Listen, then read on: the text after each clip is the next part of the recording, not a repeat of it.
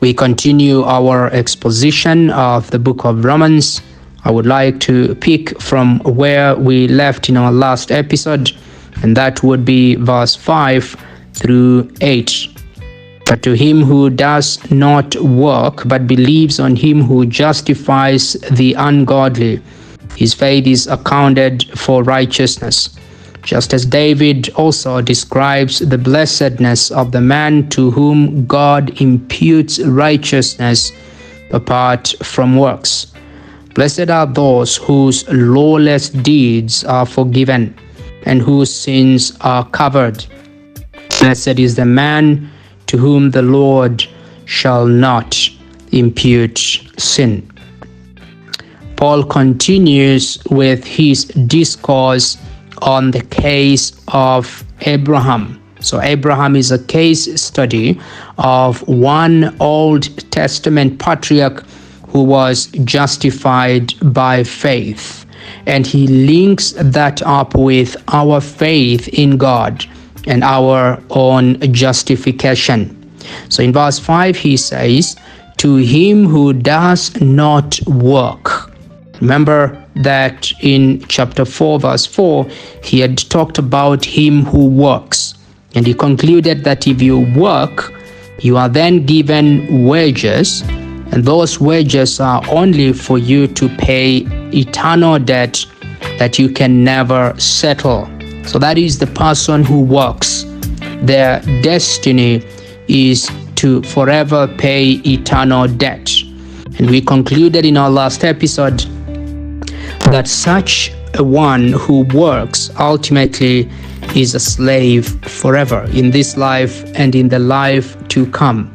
They can never fully repay their debt because their debt is not owed to any man. Their debt is owed to God himself, and that debt can never be settled in all of eternity. So in verse 5 he turns to the opposite and he talks about him who does not work.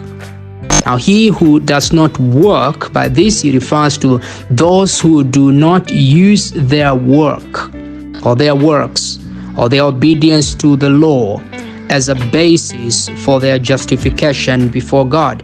Him who does not work but believes instead. So the opposite of work in the transactions of this kingdom is not lack of work. The opposite of work is faith. And here he talks about to him who does not work. But in the place of work, in the place of obeying the law, hoping to be justified because of good works, he simply believes on God who justifies the ungodly. Paul is consistent in what he has always said from Romans chapter 1, that this justification is external. It comes from another. It is a garment that is placed on he who believes in God. We do not come up with these garments as a people of God. This garment of righteousness is placed upon us by he who justifies the ungodly. And our faith in he who justifies, not here that this faith is directed towards a person, not a thing, because we believe on him who justifies. The opposite of those who use works as a basis of their justification is that they direct their faith or their justification is based on something. But those who believe in Jesus Christ, their faith is, or their justification is based on someone. Therefore, we are told here that to him who does not work, but instead believes on him who justifies the ungodly. I want you to see here that he does not justify those who have been righteous, those who have obeyed the law, but he talks about he justifies the ungodly, those who are not yet perfect, those who in the view of the law they would be condemned. They are still ungodly, they are still unrighteous, they are still irreverent in some ways. But we will see this particularly in chapter 7 of Romans. This is not a license for sin, but I don't want to preempt that for now. We will deal with that when we arrive at the passage that addresses this question of what this really means. But for now, we are told here that God justifies the ungodly. While they are still ungodly, He justifies them, but they believe in Him as their only hope. And we are told that that person who believes on Him, on Christ, his faith is accounted for righteousness. In other words, here we begin to deal with the doctrine of imputation. I will talk to that shortly. As you see in chapter 4 verse 6, Paul turns then more explicitly to this doctrine of imputation. So he says, just as David also describes the blessedness of the man to whom God imputes righteousness. When you talk about imputation, this is what Martin Luther, the reformist, would refer to as the glorious exchange. Imputation, it means you are relying on external conference. God confers something externally. The garments of righteousness, as I said earlier, are placed on he who believes, not he who tries to obey the law. And here we are told that God imputes righteousness. This righteousness is not tethered on the law.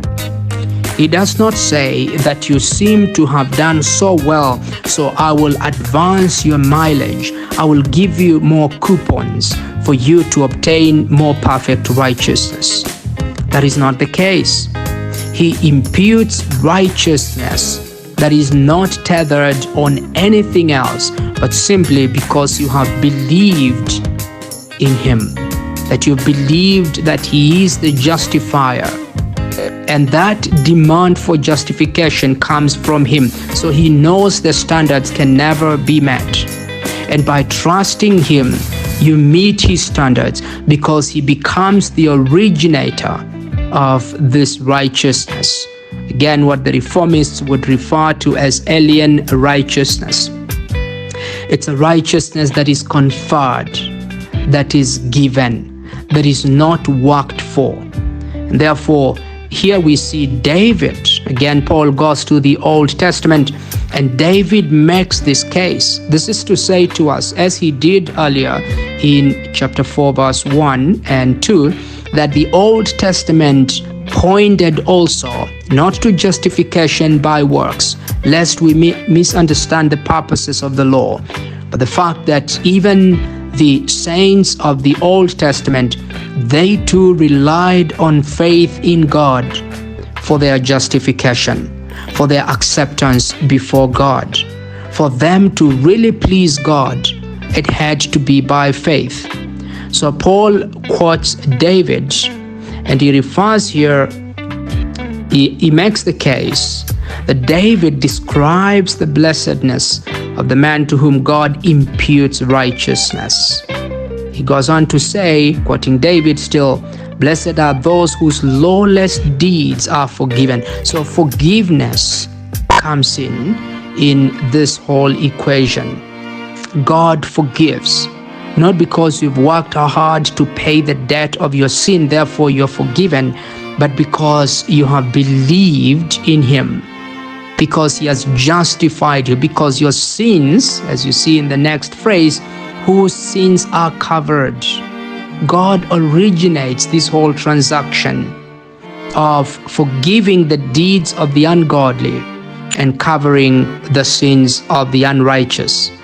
He goes on also to say that blessed is the man to whom God does not impute sin. This is quoted from Psalm chapter 32, verse 1 and 2. So he talks about that imputation. Imputation is conference, the fact that God credits you with righteousness if you believe in Him. But I want you to see verse 8. He talks about the man, blessed is the man to whom the Lord does not impute sin. In other words, the conference, the crediting of sin is given to all of us by virtue of being descendants of the first Adam, our first parents.